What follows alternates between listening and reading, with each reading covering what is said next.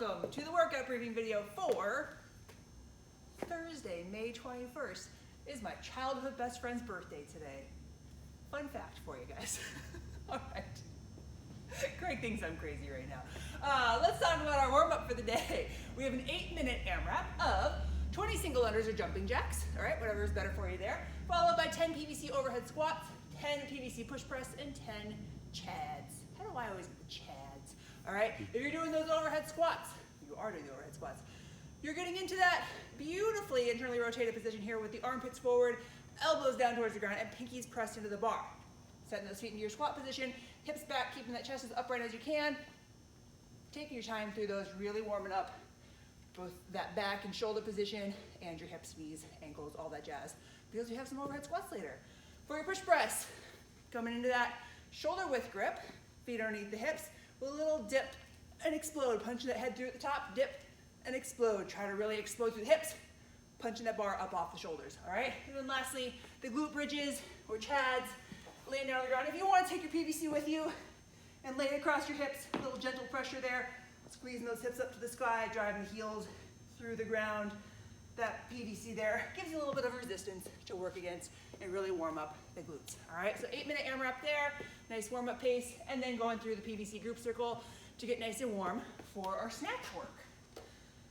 So you're then gonna start by rolling through the snatch progression video for the Bergner snatch progression video. You'll know what I'm talking about.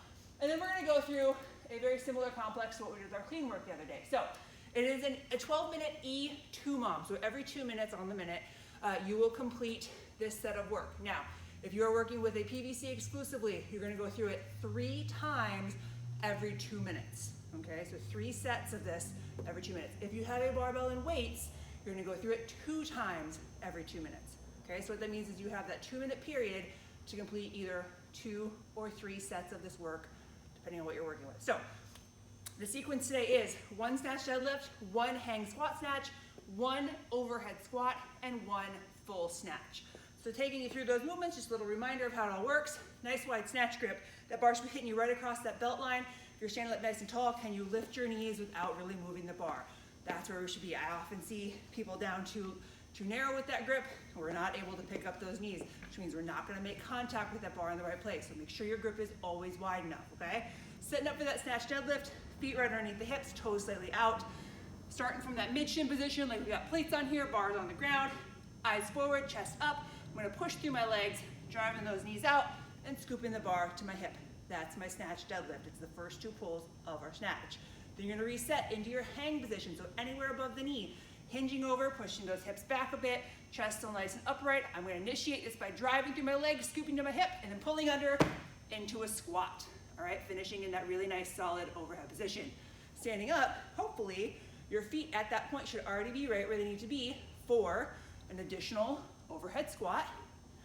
Reset the feet, bring that bar back down for a final squat snatch. Back to the ground, all the way up, and all the way down, okay?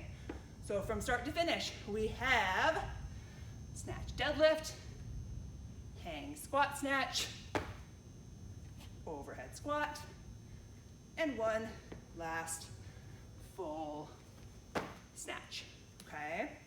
Remember that this PVC weighs a lot more than you think it does. Pretend that it does, get some feedback from it. Take your time moving through those rounds. Between each round, evaluate what you could have done better. Think about what you're gonna fix on the next set and really focus in on perfecting your positions, working through that muscle memory, and making these lifts as good as you can, okay? If you need feedback, let us know. Happy to talk to you, even if you're not able to join one of the Zoom classes. We'd love to see some videos of your lifts. Let us help you break them down a little bit, okay? Let us know if you have questions, and we will then move on to our workout for the day, which is, oh, I love this kind of workout, okay? We're gonna do 5 rounds today, essentially a 5-minute workout, 5 times through. Each minute you're gonna do max effort reps at each place, okay? So minute 1 is box jumps or step ups. Minute 2, Russian swings. Minute 3, push press. Minute 4, Russian twists. And minute 5, everyone's favorite, max effort rest, okay? Your score today is your grand total reps across all 5 rounds. So what I usually recommend is just keep an accumulated running total through each round, and then during your minute rest, write down however many reps you got in that round, and then after all 5, add them up, okay? So a few things to think about. If you are doing box jumps or step-ups, oh, look, I have a box. Excuse me, won't you? Hi. All right. If you have a box or something that feels sturdy to jump or step on, you're getting up on top of that box, opening the hips all the way, and stepping back off safely. Can I jump? Oh, look, I can, all right? If you don't have a box or something that you can step on safely, that's gonna give you reasonable enough feedback and make you feel like you're doing some work, sub in some squat jumps instead. Just going into that squat, hopping up, exploding through the hip, okay? Get that same very dynamic feeling as you would with a box jump, okay? Russian swings, you guys know these, kettlebell, dumbbell, backpack, whatever you gotta do, hinging over, driving through the hips, stopping at that mid position here, not overhead today. Push press, you've got a barbell, we just did those in our warm-up, dip and explode, dip and explode. If you've got double kettlebell or dumbbell, you can certainly do a two-handed scenario there, or if you've got one, you can do a single arm push press and just simply switch arms as needed, okay? Try to keep it relatively even just for the heck of it, why not? And then Russian twists, having a seat, taking a weight with you. If you can keep your heels up off the ground, awesome. Otherwise, a little light touch here. And making sure we're turning our head and our shoulders with the weight and looking where it's going, okay? I don't wanna see this kind of Russian twist. This is simply a shoulder workout, okay? We wanna work through the core and twist with our weight, okay? So keeping a running total of your reps, log the grand total in Tribe as your score for the day, and have fun with this one. I love this, there's no pressure. You just keep going as much as you can, all right? Then you'll finish up the day with some core work. So we have our peeing dogs that we've been doing all week, 30 of those, probably familiar by now. Down in that plank position, keeping the hips nice and level, knee coming up to the outside of the elbow, like a dog peeing on a hydrant, hence the name.